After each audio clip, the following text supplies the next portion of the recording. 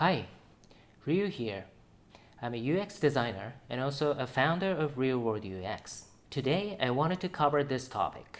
How to create a low-fidelity prototype in Google Sheets. Okay, let's dive in. So, Google Sheets is a spreadsheet, just like Microsoft Excel.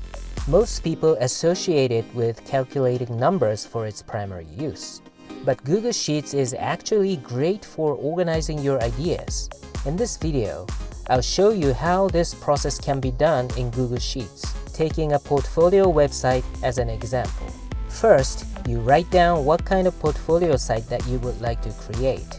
Because your portfolio website's customers are recruiters and hiring managers, it's a good idea to put yourself in their shoes and write down a user story. As you start writing these down, you will start seeing feature sets that you need for your portfolio site. Number 1. Organize your vision by writing down all the features and content that you want to have and prioritize those. Number 2. As soon as you have a list of features and content, you will start thinking how these should be broken down into separate pages.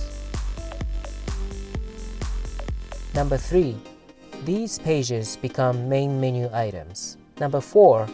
At this point, you have an overall information architecture for your portfolio website. Number 5.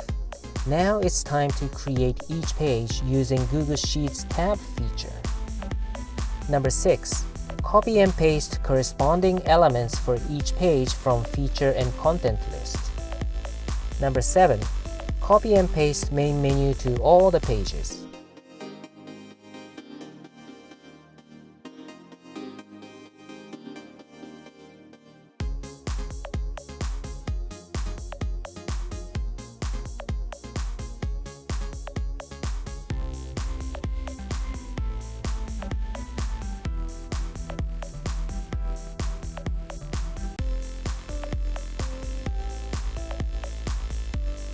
Number 8.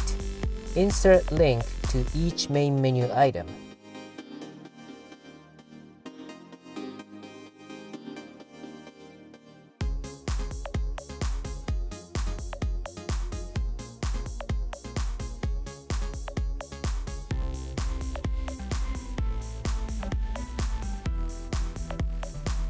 Now you have a clickable rough prototype to test the overall structure of your portfolio website.